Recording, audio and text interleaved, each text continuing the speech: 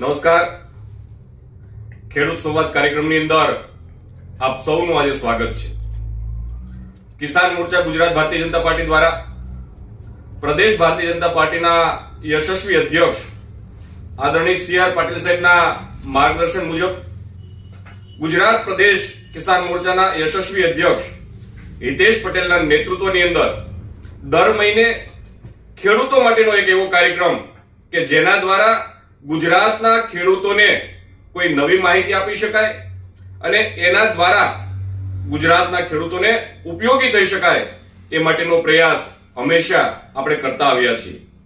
દર મહિનાના પ્રથમ બુધવારે રાત્રે 8 કલાકે કિસાન સંવાદ કાર્યક્રમના માધ્યમ થકી આપણે સૌ મળીએ છીએ ત્યારે આપ સૌને હું વિનંતી કરું છું કે આ ફેસબુકને લાઈક કરજો, શેર કરજો. આપ સૌની વચ્ચે આપનો મિત્ર હિરેની રપડા, પ્રદેશ મહામંત્રી, આપ સૌનું સ્વાગત કરું છું. દોસ્તો, ખેતી, ખેડૂત અને ગામડાને જીવંત કરવા માટે રાજ્ય સરકાર ઘણા પ્રયાસો કરી રહી છે અને પ્રયાસોના ભાગરૂપે વૈજ્ઞાનિક ઢબે ખેતી થાય એ માટેના પ્રયાસો આપણા વૈજ્ઞાનિકો અને કૃષિ અધિકારીઓ પણ કરી રહ્યા છે. ત્યારે માત્ર ચિલ્લાચાલુ ખેતી નહીં પણ આપણી ખેતીમાં વધારે ઉત્પાદન મળે એ માટેના પ્રયાસો કરવા જરૂરી બન્યા છે. ત્યારે વર્તમાન સમયની અંદર શિયાળુ પાક એમનું વાવેતર થયું છે અને ચણા, ઘઉં, જીરું, ધાણા, ડુંગળી અને લસણ એ અત્યારે વાવેતર પછી 1.5-2 મહિનાના થયા છે પાકો અને ફૂલ અવસ્થા પણ હવે શરૂ થશે. ત્યારે આ જે વાવેતર છે એમાં વધુ ઉત્પાદન મેળવવા માટે આપણી સાથે કૃષિ તજજ્ઞ છે એમની પાસેથી માહિતી મેળવી અને આપણી ખેતીની અંદર કંઈક ફેરફાર કરવાનો પ્રયાસ કરીએ. વૈજ્ઞાનિકોને મળી, કૃષિ યુનિવર્સિટી હોય કે કેવી કે હોય, એમના વૈજ્ઞાનિકોને મળી અને આપણી ખેતીમાં સુધાર લાવવાનો પ્રયાસ કરીએ. ત્યારે આજનો આપણો વિષય છે વર્તમાન સમયમાં શિયાળુ પાકમાં માવજત અને વધુ ઉત્પાદન. એ વિષય ઉપર આપણી સાથે કૃષિ નિષ્ણાત છે, એમનો પરિચય મેળવીએ અને આપણા વિષયની શરૂઆત કરીએ. દોસ્તો, નમસ્તે સાહેબ. નમસ્તે. આપનો પરિચય આપજો. ભાવેશ પીપળિયા, નાયબ ખેતી નિયામક વિસ્તરણ, હાલ અમરેલી ખાતે ફરજ બજાવું છું. આજે જે આ શિયાળુ પાકો છે એ ફૂલ અવસ્થાએ છે, તો ખેડૂતોએ એનું વધુ ઉત્પાદન મેળવવા માટે કયા પ્રકારની માવજત કરવી જોઈએ અને કયા પ્રકારના ખેડૂતોએ ધ્યાન રાખવું જોઈએ એ વિશે સવિસ્તાર પાક વાઇઝ આપ માર્ગદર્શન આપો એવી આપને વિનંતી છે. ખેડૂત મિત્રો, સૌપ્રથમ રામ રામ બધાને. ખેતી પાકોમાં હાલ શિયાળુ જે માવજતની વાત થાય છે, શિયાળુ પાકોમાં ખાસ કરીને આપણા ગુજરાત રાજ્યમાં એમ કહેવાય કે ઘઉં છે, કે ઘઉં એક પાક એવો છે કે દરેક જિલ્લામાં લગભગ થાય છે. હિરેનભાઈ, ઘઉં સિવાય ચણા છે, ધાણા છે, આ વર્ષે જીરુંનું પણ સારું એવું વાવેતર ખેડૂતોએ કર્યું છે. મરચીનો પાક લેતા હોય છે, આમ ઘણા બધા પાક છે, લસણ, ડુંગળી, આનું વાવેતર થાય છે. ખેડૂત મિત્રો, મહત્તમ એટલે કે સારું જો ઉત્પાદન લેવું હોય તો અત્યારની પરિસ્થિતિ એવી છે કે મોટા ભાગનો પાક એમ કહેવાય કે ઘઉં છે, જીરું છે, ધાણા છે કે ચણા છે, આ બધે ફૂલ અવસ્થાએ છે. એટલે આ સમયે ઉત્પાદનનો ઘણો ખરો આધાર નક્કી થતો હોય છે, કારણ કે ફૂલમાંથી જ બીજ થતા હોય છે. તો આ સમયે ખાસ ધ્યાન રાખવું જોઈએ. ઉત્તર ગુજરાતમાં રાયડાનું વાવેતર થાય છે, તો એ પણ લગભગ અત્યારે ફૂલ અવસ્થાએ જ પાક છે. એટલે એની માવજત આપણે શું કરવી એ આજે આપણે વાત કરીએ. તો અત્યારે પેલું આપણે ચણાથી વાત ચાલુ કરીએ કે ચણાનો પાક છે એ ફૂલ અવસ્થાએ અથવા ફટાકિયા ખેડૂતો કે ફૂલ પછી જે પોપટો બંધાય અને ફટાકિયા થાય એ અવસ્થાએ છે. આ અવસ્થાએ ખાસ કરીને જો એને જીવાતથી બચાવવો જોઈએ કે એક લીલી ઈયળ એમાં આવે છે, બરોબર, અને એ ફિલ્ડમાં જોતા હમણાંથી ચાલુ થઈ ગયું છે કે પોપટો આવે એટલે લગભગ લીલી ઈયળની આવવાની શરૂઆત થાય છે. આ લીલી ઈયળ છે એ જો શરૂઆત ફૂલ ઉગડતા હોય તો પાંદડા ખાય છે, ફૂલને પણ નુકસાન કરે છે. તો એવામાં છે એ પોપટો બેસતો નથી અને પોપટો બેસી ગયા તો પછી એ ફૂલથી જે પોપટો બેસે એ સમય દરમિયાન એ પોપટાની અંદર હોલ કરીને અંદર ઘૂસી જાય છે અને દાણાને નુકસાન કરે છે. જો પાછળની અવસ્થાએ આવે તો દાણો બંધાઈ ગયો હોય તો દાણો ખાય છે, એટલે કે ઉત્પાદનમાં તો નુકસાન થાય છે, સાથે સાથે ગુણવત્તામાં પણ નુકસાન થાય છે. કારણ કે અડધો ચણો ખાધેલો છે એ માર્કેટમાં જાય એટલે માર્કેટ ભાવ એના કપાય છે કે વેપારીઓ છે એને ઓછા ભાવ આપે છે. તો એના નિયંત્રણ માટે આપણે આજે 3 તબક્કે વાત કરીએ કે આ લીલી ઈયળનું છે કે ભાઈ આપણા ગુજરાત રાજ્યમાં એમ કહેવાય કે 3 પ્રકારના ખેડૂતો ખેતી કરે છે. એક તો પ્રાકૃતિક ખેતી કરે છે, બીજો વિભાગ એવો છે કે ઓર્ગેનિક જે જૈવિક ખેતી કે છે એવા ખેડૂતો પણ છે, અને ત્રીજું જે કેમિકલ ખેતી કરે છે. તો આ ત્રણેયનું નિયંત્રણ છે આજે આપણે વાત કરીએ કે લીલી ઈયળ છે એને જો પ્રાકૃતિકથી નિયંત્રણ કરવું હોય તો 10 પાણી અર્ક છે, બરોબર. એ ખેડૂતો જાતે બનાવી અને એનો છંટકાવ છે એ કરી શકે છે અને એનો છે 10 દિવસે છે બીજો છંટકાવ કરવો જોઈએ તો આ લીલી ઈયળનું છે સારી રીતે નિયંત્રણ મળે છે. હવે બીજો વર્ગ એવો છે કે જૈવિક ખેતી, જેને ઓર્ગેનિક ખેતી કહે છે. એવા ખેડૂતોને આપણે એવી ભલામણ કરીએ કે લીલી ઈયળના નિયંત્રણ માટે એક તો બેવેરિયા બેઝિયાના આવે છે, એ એક પંપમાં 60 ગ્રામ નાખીને એનો છંટકાવ કરવો જોઈએ. એ બને ત્યાં સુધી થોડું એડવાન્સ ચાલવું પડે, બરોબર, કે લીલી ઈયળ આવે એ પહેલા જો છંટકાવ કરી દેવામાં આવે, બરોબર, તો એનાથી સારું એવું નિયંત્રણ થાય છે. બીજી વસ્તુ એ પણ થઈ શકે કે એક વાયરસ આવે છે, HNPV વાયરસ, બરોબર, કે જે લીલી ઈયળમાં રોગ પેદા કરે. એટલે કે એ વાયરસનું દ્રાવણ આવે, બજારમાં તૈયાર પણ મળે છે અને ખેડૂતોએ જો ખર્ચ બચાવવો તો એકવાર બજારમાંથી લઈ અને આ મારે અને લીલી ઈયળ મરે, બરોબર, એવી લીલી ઈયળ ભેગી કરી અને એનું પાછું દ્રાવણ બનાવી શકાય છે, બરોબર, અને ફરીવાર છંટકાવ કરી શકાય છે. તો જો એ કરે તો આ લીલી ઈયળમાં છે એ રોગ પેદા થાય છે. આવી ઈયળ જનરલી આપણે ખેડૂત મિત્રો છોડ ઉપર જોઈએ તો આમ લટકતી જોવા મળે છે, બરોબર. છોડ હારે ચોટેલી હોય ડાળીએ, આમ ઊંધી લટકતી હોય. તો આ સમજવું તમારે કે આ વાયરસનું નુકસાન, વાયરસે છે એમાં રોગ પેદા કર્યો અને એનાથી ઈયળ મરેલી છે, બરોબર. આ બે વસ્તુ. ત્રીજી વસ્તુ જે છે આપણે કેમિકલની વાત કરીએ કે ભાઈ બધા ખેડૂતો આવે ઓર્ગેનિક કે પ્રાકૃતિક ખેતી કરી શકતા નથી અને કોઈને કોઈ કારણસર એ છે એ કેમિકલ ખેતી કરે છે. તો એવા ખેડૂતોને આપણે એવી ભલામણ કરીએ કે ભાઈ આની માટે સારામાં સારી દવા જે છે એ ઇન્ડોક્સાકાર્બ કરીને છે બજારમાં, બરોબર. એ ટેકનિકલ આ લીલી ઈયળ માટે ધ બેસ્ટ એમ કહેવાય કે સૌથી સારું છે. એને એક પંપમાં છે એ 5 મિલી નાખીને છંટકાવ કરવાનો છે. તો લીલી ઈયળનું લગભગ 10 થી માંડીને 15 દિવસ સુધી નિયંત્રણ મળે છે. હવે આ થોડીક દવા મોંઘી છે, એનાથી જો તમારે થોડી હલકી કરવી હોય તો ફિનાલ્ફોસનો પણ છંટકાવ છે એ કરી શકાય છે. તો ખેડૂત મિત્રો આપ છે એ કયા પ્રકારની ખેતી કરો છો એના આધારે આનું છે નિયંત્રણ છે આપણે કરવું જોઈએ. બીજી બધું કે આ તો ખાલી જીવાત નિયંત્રણની વાત છે, આપણે ઉત્પાદન સારું લઈ આવવાની વાત છે. તો ખેડૂત મિત્રો કોઈ પણ પાક હોય એની કટોકટીની અવસ્થાઓ હોય એટલે કે એ સમયે એને પિયત છે અચૂક આપવું જોઈએ. તો ચણા છે, ઘઉં છે કે કોઈ પણ પાક છે, તો ચણામાં જે છે ફૂલ અવસ્થા અને પોપટા બંધાવે કટોકટીની અવસ્થા છે, તો એ સમયે છે પાણીની તાણ આપવી જોઈએ નહીં. ઘણીવાર ખેડૂતો અહીંયા ભૂલ કરે છે કે ભાઈ પાણીની ખૂબ તાણ આપે ને પછી આપીએ તો કે ફૂલ સારા ઉગડે, પણ ફૂલ આવે અને પોપટા બંધાય આ સમયે પાણીની તાણ છે છોડને પડવી જોઈએ નહીં. તો જેનાથી છે સારું ઉત્પાદન મળે છે. બીજી વસ્તુ એક એ પણ ચણામાં કરી શકાય કે જનરલી આપણે ખેડૂતો છે એ માત્ર ને માત્ર છે નાઇટ્રોજન ને ફોસ્ફરસ આપે છે, એટલે કે ડીએપી ને યુરિયાની તો કોઈ ભલામણ જ નથી, તેમ છતાંય ઘણા ખેડૂતો ઉપરથી આપે છે. તો મારે એ વિનંતી કરી છે કે ખેડૂત મિત્રો ચણાનો પાક કઠોળ વર્ગનો પાક છે, એના મૂળમાં છે મૂળ કંડિકાઓ રાઇઝોબિયમ બેક્ટેરિયા છે, એ એક પ્રકારનું નાઇટ્રોજનનું કારખાનું કહેવાય કે હવામાંથી લઈ અને છોડને આપે છે. જો આ સમયે તમે યુરિયા આપશો તો છોડનો છે વિકાસ થાય, વાનસ્પતિક વૃદ્ધિ થઈ જશે, તો જેનાથી છે ઉત્પાદન ઓછું આવશે અને પાકવાના દિવસો લંબાઈ જશે. કે તમારો ચણો છે એમ કહેવાય 100 દિવસે પાકતો હોય તો 120 દિવસે કે 110 દિવસે પાકી જાય, 10 થી માંડીને 20 દિવસ સુધી છે એ પાકવાનો ગાળો છે વધી જાય છે.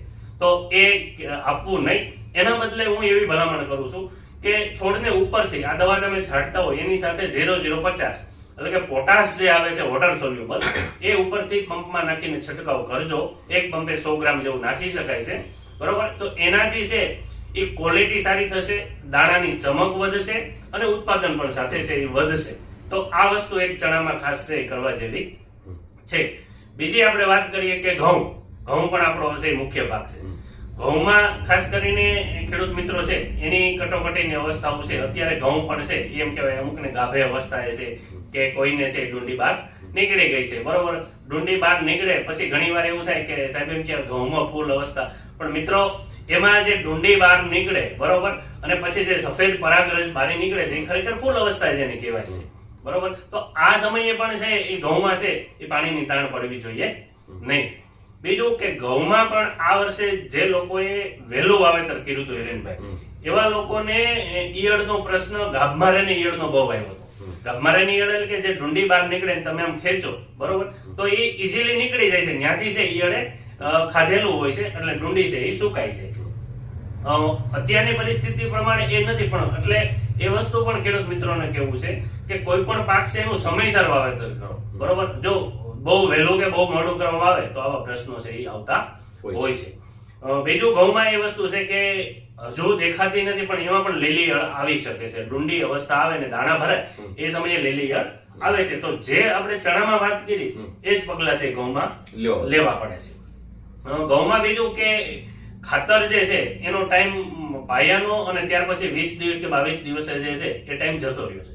પણ ઘઉંમાં પણ સારું ઉત્પાદન લેવા માટે એવું કહે છે કે ડુંડી જે દાણા બંધાતા હોય એ સમયે તમે છે એ 13-0-45 વોટર સોલ્યુબલ ખાતર આવે છે એનો છંટકાવ કરો, અથવા નાઇટ્રોજનિયસ યુક્ત ફક્ત ઉપરથી છાંટવાની વાત છે, નીચે આપવાની વાત નથી. જો એનો છંટકાવ કરવામાં આવે તો અખતરા એવું કહે છે કે ઘઉંમાં પણ છે ઉત્પાદન સારું આવે છે. અને પોટાશ મિત્રો આપશો તો પોટાશથી છે કલર છે સૌથી સારું કે કલર આવે છે. બીજું કે કોઈ પણ પાક હોય એમાં પોટાશ કામ એ છે કે એને લાંબો સમય સાચવી શકાય છે. પોટાશ યુક્ત જો જમીનમાંથી તમે પાક લીધેલો હશે, દાખલા તરીકે ખાસ આપણે ડુંગળીમાં એવું કહીએ કે ડુંગળીમાં જો પોટાશ આપેલો હોય તો જનરલી ડુંગળી 3 મહિના રહેતી હોય તો આ છે ને 3.5 કે 4 મહિના છે સાચવી શકાય છે. એટલે આ પોટાશનું મુખ્ય કામ છે. એટલે મિત્રો એ પણ ઘઉંમાં છે આપણે કરી શકાય છે. આ સિવાય વાત કરીએ કે જીરું ને ધાણા છે, બરોબર. તો જીરું ધાણા પાક એવા છે, એમ ખાસ કરીને જીરું છે એ વાતાવરણથી બહુ સેન્સિટિવ છે.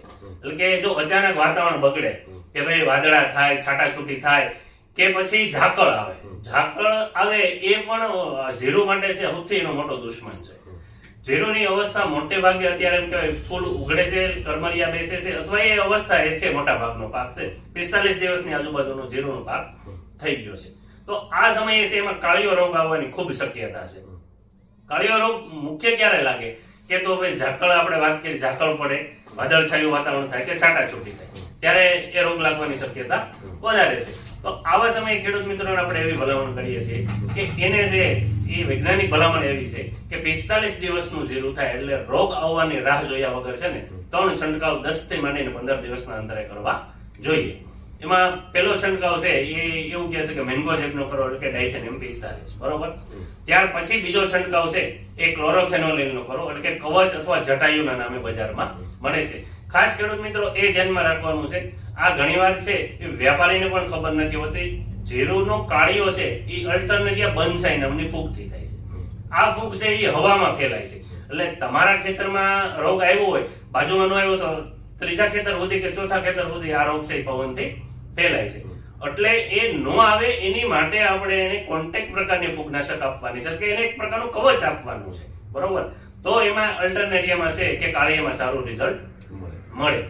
ત્રીજી વસ્તુ કે ત્રીજો સ્પ્રે આવે ત્યારે આપણે ખેડૂતોને એવી ભલામણ કરીએ કે ક્લોરોફેનોલિન અને એઝોક્સિસ્ટ્રોબિનનું મિશ્રણ આવે છે એ છંટકાવ કરવામાં આવે તો છે એ કાળિયો છે અને ભૂકી છારો બંને રોગથી સારું નિયંત્રણ મળશે. ભૂકી છારો જનરલી છે એ આપણે ફૂલ અવસ્થા પછીના સ્ટેજે આવતો હોય છે. તો ત્રીજો સ્પ્રે આપણે ત્યારે જ આવે તો ભૂકી છારો અને કાળિયા આ બંને રોગનું છે એ સારું એવું નિયંત્રણ મળે છે. બીજું જીરુંમાં એક ભલામણ ખાસ એ કરવાની છે કે જીરુંનું પિયત આપીએ ત્યારે ખેડૂત મિત્રો પછાટે પાણી ન ભરાય એની માટે પછાટું ફોડી નાખવાની છે. અથવા તો જો એડવાન્સ થી ગયા હવે જીરું વાવેલું હોય તો એક ધોરિયો એવો રાખવાનો છે આપણે કે વધારાનું પાણી એમાંથી જતું રહે બહાર નિકાલ થાય. આપણે પછાટ ફોડીએ તો બીજા કેરામાં લગભગ ખેડૂતોને એવું હોય પછાટ ફોડે એટલે છેલ્લો કેરો હિરેનભાઈ છે એ આખો છે પાણીથી ભરાતો હોય છે અને વારંવાર એમાં પાણી જાય એટલે આ કેરામાં રોગ વધારે લાગે. એ રોગ છે એ પાછો બધી ફેલાય છે. એટલે ખાસ પિયતમાં ખાસ ધ્યાન રાખવું અને આવું વાદળછાયું વાતાવરણ જેવું હોય ત્યારે પિયત આપવાનું જીરુંમાં ટાળવું. ધાણામાં એક વસ્તુ એ છે કે આ ફૂલ અવસ્થા એ કોઈ પણ પાકમાં આમ તો લાગુ પડે છે પણ ધાણામાં ખૂબ લાગુ પડે છે કે એ સમયે પોલિનેશન છે કે પરાગનયન છે એ મધમાખીઓ દ્વારા થતું હોય છે મોટા ભાગે. કે તમે જોજો ધાણામાં ફૂલ અવસ્થા હોય ને ત્યારે મધમાખી બહુ આટા મારતી હોય છે, બરોબર. તો ખેડૂત મિત્રો એવા સમયે તમે કોઈ પણ દવા છાંટતા હોય જરૂર પડે તો જ છાંટવી, બાકી છાંટવી નહીં. અને જો છાંટો તો મધમાખીને ઓછામાં ઓછું નુકસાન કરે છે ને એવી દવાઓનો ઉપયોગ કરવો. જો આ સમયે તમે હું એમ કહું કે થ્રિપ્સ ક્યાંક ક્યાંક દેખાશે ને થ્રિપ્સની દવા મારવા જશો તો થ્રિપ્સમાં મધમાખી મરી જશે તો એનાથી બહુ મોટું છે નુકસાન જાય છે, બરોબર. અને એવી પણ હું તો ભલામણ કરું છું કે આપણે ધાણા છે, વરિયાળી છે, આવા પાક વાવેલા હોય તો મધમાખી જે કુદરતી રીતે આટા મારતી હોય તો મારે જ છે, પણ બજારમાં છે એ આપણે એની પેટીઓ પણ મળે છે, બરોબર. તો એનાથી બે ફાયદો થશે કે એ પેટીયું મૂકશો તો પરાગનયન સારું થશે, એટલે ઉત્પાદન તો સારું મળશે, સાથે સાથે મધ પણ વધારાનું મળશે. પણ આપણી પાસે નથી. તો આવા ઘણા આજે લોકો છે, બરોબર, ઘણા એવા એક આખો બિઝનેસ આની ઉપર ડેવલપ થાય છે કે ભાઈ મધ ઉપાડો. તો એવા લોકોને કહેશો તો તમારા ખેતરમાં એ મફત પેટીયું મૂકી જશે, બરોબર. તમને ફાયદો એ થશે પેટીયું મૂકવાથી, તમારું ઉત્પાદન વધશે, સામેવાળાની મધ મળશે. એટલે આ રીતે પણ આપણે છે એ કરી શકાય છે. તો ધાણામાં છે એ આટલી વસ્તુ ધ્યાન રાખવાની છે. આ સિવાય હવે આપણે વાત કરીએ કે ડુંગળી ને લસણ, આ બે પાક છે. ડુંગળી લસણમાં જનરલી છે એ સૌથી ખેડૂતનો મોટો જીવાતનો જો કોઈ એટેક હોય તો થ્રિપ્સનો પ્રશ્ન હોય છે, કારણ કે એ કૂપળા વાળી છે, એટલે કૂપળામાં થ્રિપ્સ ભરાઈ રહેતી હોય છે. આમાં ખેડૂત મિત્રો એવું કરે છે કે આડેધડ મોટાભાગની છે સિન્થેટિક પાયરેથોડ દવાઓ વાપરે. એટલે દાખલા તરીકે સાઇફર છે, ફેનોવાલ છે, લેમડા છે, બરોબર. તો આનાથી ગાઈટનું છે એ થ્રિપ્સનું છે રિસર્જન વધારે થાય છે, એટલે કે એની જે લાઈફ સાયકલ હોય ઝડપી વધી જાય છે. તો ખેડૂત મિત્રો આમાં થોડુંક છે ને આપણે બુદ્ધિથી કામ લેવાનું છે. એ કૂપળામાં ભરાઈને રહે છે તો આપણે કોઈ પણ દવા છાંટી એની સાથે કોન્ટેક્ટ પ્રકારની દવાનું મિશ્રણ કરી દેવાનું છે. એટલે દવા તમે છાંટશો તો એને કૂપળમાં ભરાય છે દવા, બરોબર, દવાનું ગુંદ છે એમાં ભરાઈ રહેશે, તો ઓટોમેટિક છે એનું નિયંત્રણ છે એ સારું થશે. તો એની માટે જો થ્રિપ્સની ઘણી દવાઓ છે, પ્રોફેનોફોસ છે, બરોબર, લેમડાસાઈ હેલોથ્રીન છે, કે પછી આપણે ફિપ્રોનિલ છે, અને છેવટે એમ કે તો અત્યારે ઊંચા ઘણા ટેકનિકલો આવ્યા છે. આપ જે વાપરો એ પણ એની સાથે ક્લોરોપાયરીફોસ થોડું નાખી દેવું, એટલે એ કોન્ટેક્ટ પ્રકારની છે એ થ્રિપ્સનું છે એ સારું એવું નિયંત્રણ થશે, બરોબર. વધારે પડતા હજી ફરીવાર વાત કરું છું કે જીરું અને ધાણા આ પાકમાં છેલ્લે કે વધારે પડતા ઉપરથી એને યુરિયા ખાતર કે નાઇટ્રોજિનિયસ કોઈ પણ પ્રકારના ખાતર આપવાની જરૂર નથી. ઉલટાનું જો ઉપરથી આપશો ને તો ઘણીવાર એવું થાય છે કે પાંદડા છે એ દાજે છે, બરોબર. તો એ પાંદડા ન દાજે એની માટે છે એ આપણે એ વસ્તુ બંધ કરવી જોઈએ. અને છેલ્લું યાદ કરી દો કે ધાણા છે કે જીરું એમાં ખાસ કરીને જે કરમરિયા કે દાણા બંધાઈ જાય, બરોબર, પછી એને એવું લાગે તો આપણે સલ્ફર ડસ્ટ આવે છે એ જીરુંમાં છે ઉડાડી શકાય છે. એની હિસાબે દાણામાં કોઈ રોગ નહીં લાગે અને દાણો છે ભરાવદાર ને સારો થશે. અને સલ્ફર સાથે સાથે આપણે એમ કે સલ્ફર એક એવી વસ્તુ છે એ ફૂગનાશક છે. ફૂગનાશક સાથે ફર્ટિલાઇઝર કે ખાતર તરીકે કામ કરે છે. અને ત્રીજી વસ્તુ એકેરીસાઇડ એટલે કે માઇટ પાન કથેરી જે આવે ને એની માટે પણ સલ્ફર કામ આપે છે. એટલે આવું સારામાં સારું ન્યુટ્રિયન્ટ છે એલેનભાઈ આ છે. રાયડાની વાત એક રહે અને આપણે આપણી વાત પૂરી કરશું. તો રાયડામાં ખાસ વસ્તુ ખેડૂત મિત્રો એ જ ધ્યાન રાખવાનું છે કે અત્યારે રાયડામાં પણ છે એ ફ્લાવરિંગ અવસ્થા અને પોડ અવસ્થા, એટલે કે ફૂલ અને ગણાઈને છે સિંગું બંધાય છે, બરોબર. તો આ સમયે ખાસ છે એફિડનો એટેક એટલે કે ગળાનો ફૂલ અવસ્થાએ એટેક આવતો હોય છે, એનું ખાસ ધ્યાન રાખવાનું આપણે છે. એની માટે અને મધમાખી છે એ પણ મરે નહીં એવું આપણે કામ રાયડામાં કરવાનું છે. રાયડામાં બીજી હાલ કોઈ જરૂરિયાત નથી. જો પાછળથી વાવ્યો હોય તો એમાં ફૂગનાશક પાવડરી મિલ્ડ્યુ એટલે કે ભૂકી છારાનો રોગ આવે છે, તો એના નિયંત્રણ માટે છે હેક્ઝાકોનાઝોલ છે અથવા ડાયફેનકોનાઝોલનો આપણે ઉપયોગ કરવો જોઈએ. અને ખેડૂત મિત્રો અંતે એ કરું કે કોઈ પણ રોગ કે જીવાતના નિયંત્રણ માટે આડેધડ ખર્ચ નહીં કરતા, બરોબર. આપને ન ખબર પડે તો દરેક જિલ્લામાં આપણે કૃષિ વિજ્ઞાન કેન્દ્ર આવેલું છે, ખેડૂત તાલીમ કેન્દ્ર છે, આપણી મુખ્ય 4 યુનિવર્સિટીઓ છે, બરોબર. આમાંથી કોઈ પણ જગ્યાએ આપણે સંપર્ક કરવો જોઈએ. અત્યારે ટેલિફોન તો એમ કહેવાય કે મફત છે, બરોબર. એક ફોન થી આપણું એમ કહેવાય કે ખર્ચ બચતો હોય તો એ જાણી અને પછી એના પગલા છે આપણે લઈ તો હિરેનભાઈ સારામાં સારું ઉત્પાદન ખેડૂતોને મળે.